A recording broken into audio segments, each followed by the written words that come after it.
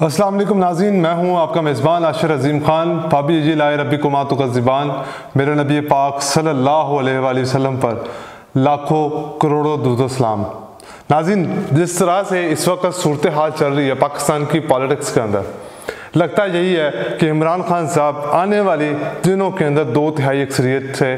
Vote लेकर पाकिस्तान में हुकूमत बनाएंगे।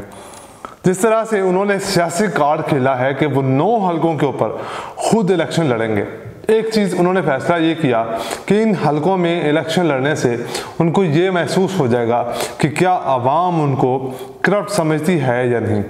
फिर दूसरी सबसे बड़ी अपडेट ये है कि उनके मुकाबले में, खान साहब के मुकाबले में इस वक्त कोई भी अपोजिशन या इत्तेहादी जमातों में से कोई भी बंदा जो है वो खड़ा होने के लिए तैयार ही नहीं है, क्योंकि उनको पता है जहाँ पे इमरान खान साहब अगर 9 हलकों पे इलेक्शन लड़ेंगे तो वहाँ पे वो क्लीन स्वीप मार जाएंगे। क्या मौलाना फजल रहमान साहब खुद को क्लीन नहीं समझते? क्या वो ये नहीं समझते कि अवाम उनको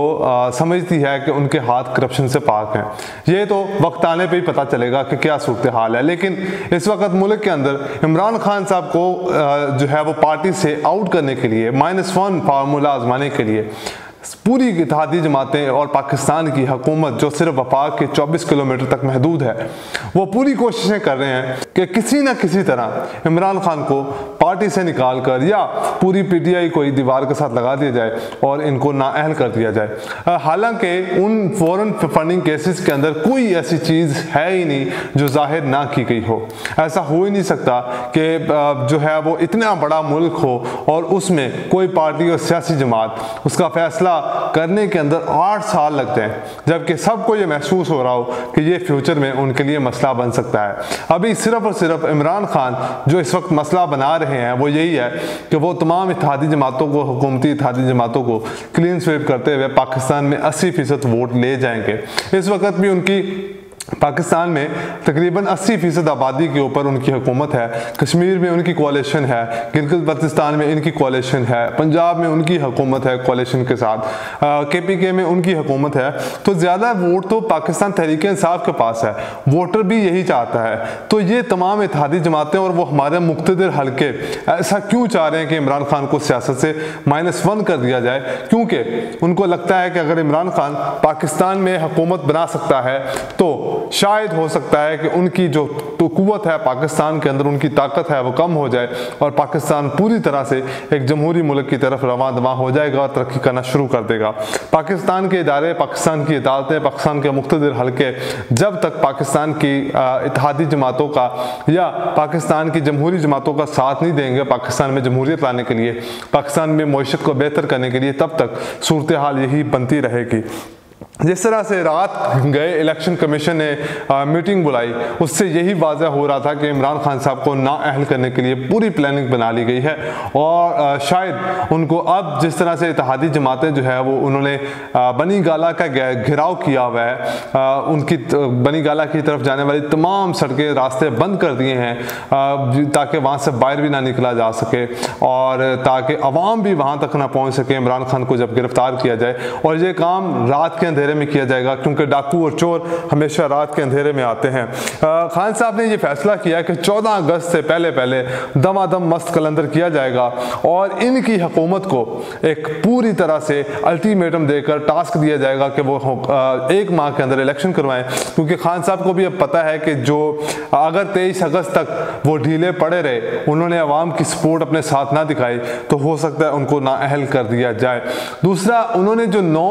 हलकों के ऊपर इलेक्शन लड़ने का फैसला किया, उसकी सबसे बड़ी वजह यह भी थी कि वो फिर से मुक़्तदिर हलकों को ये दिखाना चाहते हैं कि उनके साथ कितनी आवाम खड़ी है उनके जलसों में, क्योंकि जब वो इलेक्शन कैंपेन करेंगे 25 सितंबर तक पूरी दुनिया को ये वाज़ा हो जाएगा कि खान साहब के साथ इस वक्त पूरी आवाम खड़ी है।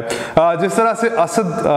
उमर साहब ने इंकशाफात किए हैं siyaasat.pk के चैनल के थ्रू, उन्होंने कहा कि अदम एतमाद की रात 2 रातें पहले हमें ये कहा गया कि अगर इमरान खान खान को -1 कर दिया जाए तो हम आपको जो है वो पाकिस्तान का वज़ीर आज़म बना देंगे। क्योंकि मुख्तलिफ हलकों को यही लगता है कि अगर ऐसे किसी बंदे को लाया जाए जो इमरान खान की तरह जिसके हाथ बिल्कुल साफ है, करप्शन से बिल्कुल पाक है, तो अवाम शायद चुप करके बैठ जाएगी। लेकिन असद उमर साहब ने वफादारी निभाते हुए इस बात को बल्कि उनको टोक दिया, उन मुख्तलिफ हलकों को जिनसे उनको फ़ोन आया था या जो उस वक़्त जो लोग बनी गाला में मौजूद थे उनको टोक दिया और ये कहा कि जब अगर इमरान खान नहीं रहेगा पाकिस्तान तहरीक-ए-इंसाफ के अंदर तो जो है वो भी उनका भी कोई ताल्लुक़ नहीं पाकिस्तान तहरीक-ए-इंसाफ से, वो भी पाकिस्तान तहरीक-ए-इंसाफ को छोड़ देंगे। फिर उस वक़्त जो अभी सूरत हाल चल रही है,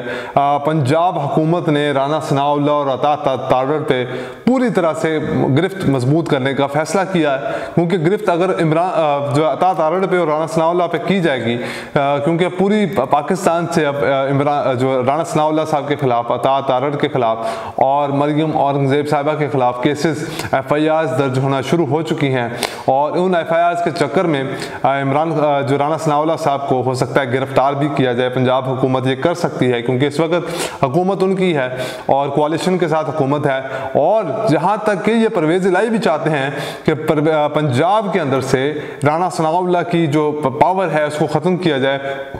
और उसको सबक सिखाया जाए कि उसने जिस तरह से मॉडल टाउन के अंदर 14 लोगों का कत्ल किया था, उस केस की भी ओपन किया जाए और उसको केस का भी फैसला सुनवाया जाए। अब सूरत हाल ये है कि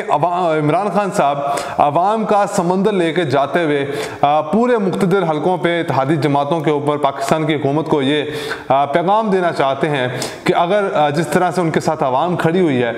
वो ये चाहते हैं कि वो उनकी जिस तरह फॉरेन फंडिंग केस का फैसला सुनाया गया, तमाम इत्तेहादी जमातों का, असफंदियार वली, आसफ जरदारी और नवाज शरीफ की पार्टी का भी फॉरेन फंडिंग के तमाम केसेस का फैसला किया जाए ताकि उनके अवाम के सामने भी ये पता चले कि ये लोग, इनके हाथ कितने साफ हैं और इन्होंने किस किस से फंडिंग ली। हालांकि नवाज शरीफ साहब पे तो ये भी इल्ज़ाम है उन्होंने आरफ नकवी के साथ मुलाकात करने के लिए सिर्फ $500 मिलियन लिए थे और उसके बाद एक ये भी इंकशाफ है कि उसामा बिन लादेन के साथ इन्होंने, क्योंकि बेनज़ीर की हुकूमत गिराने के लिए उन्होंने, क्योंकि तब नवाज शरीफ साहब ने ये नारा लगाया था कि वो इस्लामी रियासत बनाएंगे और पाकिस्तान में इस्लाम का कानून राइज करेंगे, जिसके बाद उसामा बिन लादेन साहब को ये बात बहुत पसंद आई थी और जब ये बात पसंद आई तो उन्होंने पूरी तरह से नवाज शरीफ साहब को फंडिंग की और उस फंडिंग के नतीजे में पाकिस्तान पीपल्स पार्टी की 1996 के अंदर हुकूमत गिराई गई और फिर जो है नवाज शरीफ साहब 2/3 अक्सरियत लेकर पाकिस्तान में वज़ीर आज़म बने। तो हमारा सवाल ये है, बहुत सारे लोग जो हैं वो ये बातें करते हैं कि इमरान खान ने आइन तोड़ दिया, आइन के खिलाफ इसको सज़ा मिलनी चाहिए। तो मेरा मानना ये है कि अगर वॉल्यूम 10 खोला जाए तो आई थिंक वो भी गैर आइनी काम था। जिस तरह से इन्होंने मनी लॉन्ड्रिंग की है, जिस तरह से इन्होंने अकामा के ऊपर इनको नाअहल किया गया है, वो भी गैर आइनी काम था। क्योंकि अकामा दूसरे अपने बेटे से तनख्वाह ना लेना, किसी दूसरे मुल्क से तनख्वाह ना लेना और वो अपने एहसासों में उसको डिक्लेयर ना करना, ये भी एक बहुत शर्मनाक बात है। हालांकि ये इनको भी पता है। जिस तरह से इन्होंने मनी लॉन्ड्रिंग करके लंदन के अंदर फ्लैट्स बनाए हैं, जिस तरह से इन्होंने पाकिस्तान की मिलें बनाई हैं, जिस तरह से इन्होंने करप्शन का पैसा जो है अपने ड्राइवरों के सूद चपरासी जैसे लोगों के अकाउंटों में भर भर कर बाहर भेजा है, ये भी गैर आइनी काम था। जिस तरह से तुम लोगों ने शब खून मारकर पाकिस्तान तहरीक इंसाफ की हुकूमत गिराई थी, ये भी गैर आइनी काम था। चाहे वो आइन के मुताबिक तुम लोगों ने किया, लेकिन तुम लोगों ने कॉन्स्पिरेसी में आकर, कॉन्स्पिरेसी के साथ मिलकर, बैरूनी ताकतों के साथ मिलकर, अंदरूनी ताकतों के साथ मिलकर तुम लोगों ने पाकिस्तान की हुकूमत गिराई और पाकिस्तान को एक ऐसी जगह पर पहुंचा दिया कि इस वक्त जो पाकिस्तान का गरीब तबका है वो बिल्कुल पिस चुका है। उनके पास खाने के पैसे नहीं है, उनके पास घी लेने के पैसे नहीं है, उनके पास आटा लेने के पैसे नहीं है, उनके बच्चे भूखे मर रहे हैं, वो लोग जो है वो खुदकुशियां कर रहे हैं। क्योंकि अब इस वक्त पाकिस्तान के अंदर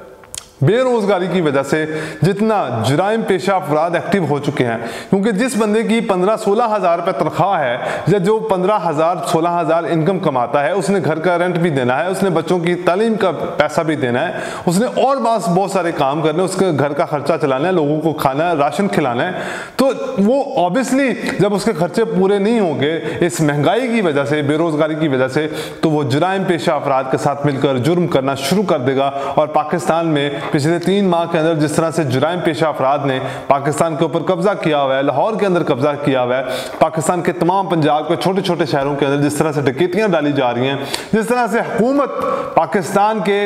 जो है ताजर बरादरी के ऊपर जो है वो डकैती डाल रही है, उनकी कमाई के ऊपर, उनकी इनकम के ऊपर, जिस तरह बिलों के अंदर फ्यूल एडजस्टमेंट डाला जा रहा है और बहुत सारे ऐसे काम किए जा रहे हैं, ये भी गैर आइनी है कि आप अपनी आवाम को पीसते चले जा रहे हैं और खुद की अयाशियाँ ख़त्म नहीं हो रही। खुद अपने घरों पे 18-18 लाख रुपए लगा देते हैं, 48 लाख रुपए लगा देते हैं। सबसे आते ही पहले वज़ीर आज़म हाउस का जो है वो स्विमिंग पूल आप ठीक करवाते हैं 7 अरब रुपया लगा के। तो ये सारी अयाशियाँ जो हैं वो पाकिस्तान के पैसे भी की जाती हैं। हालांकि आप लोगों के पास तो जहर खाने के भी पैसे नहीं हैं, पाकिस्तान के पास जहर खाने के भी पैसे नहीं हैं, लेकिन ये अयाशियाँ, ये प्रोटोकॉल, ये बड़ी बड़ी गाड़ियों पे घूमना, ये लोगों का जीना दूबर तुम लोगों ने किया हुआ है इस्लामाबाद के अंदर, तो ये सारा भी काम गैर आइनी है। इस मुल्क का जितना ये मुल्क गरीब है, उस मुल्क के ऊपर जिस तरह से तुम लोग अयाशी कर रहे हो, ये तमाम काम गैर आइनी है। जिस तरह से शहबाज शरीफ साहब ने अपने बेटे को पाकिस्तान के अंदर लोड शेडिंग करवा कर फायदा पहुंचाया, सोलर कंपनियों को फायदा पहुंचाया, ये भी काम गैर आइनी था।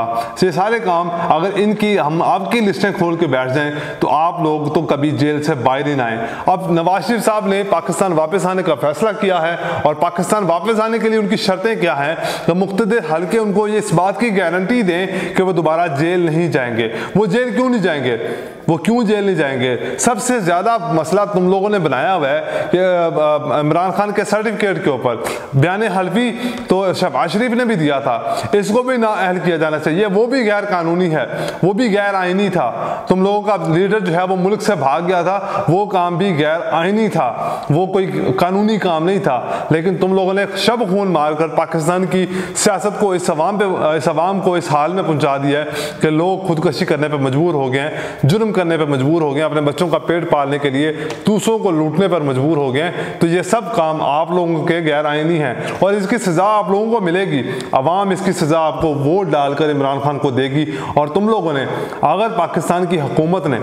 ये फैसला किया है कि इमरान खान को नाअहल करना है तो तुम लोग किसी इंसान से वोट नहीं ले पाओगे और तुम लोग इस मुल्क में तुम लोगों के लिए जीना दूभर हो जाएगा। ये आप लोगों के लिए मशवरा है, ये धमकी नहीं है, ये मशवरा है कि ऐसा कोई काम ना करना गैर आइनी कि किसी भी तकनीकी बुनियाद पर जिसकी आवाम को समझ ना हो। अब वो पहले वाली आवाम नहीं रही, अब ये जानती है कि उसके हक में फैसला आया या उसके खिलाफ आया है, उसके हक में कौन पार्टी इस वक्त, कौन सा लीडर उसके हक में काम कर रहा है। तो पाकिस्तान की आवाम जानती है। तुम लोगों ने जिस तरह से कॉन्स्पिरेसी के साथ मिलकर, अमेरिका के साथ मिलकर, बैरूनी ताकतों के साथ मिलकर पाकिस्तान की हुकूमत गिराई है, यूरोप के साथ मिलकर जिस तरह से पाकिस्तान की हुकूमत गिराई है, अब तो सारे इंकशाफात होते चले जा रहे हैं। अब तो सब लोगों को पता चलता जा रहा है। मुराद सईद ने इंकशाफात किए, अब असद उमर साहब ने बहुत ज्यादा इंकशाफात कर दिए। तो ये तमाम चीजें खुलती जा रही हैं, सामने आ रही हैं लोगों के। तुम लोगों को आवाम कभी भी माफ नहीं करेगी। ये जो तुम लोग कुर्सी को एंजॉय कर रहे हो, ये 4 दिन की कुर्सी है, ये 4 दिन का इक़्तिदार है।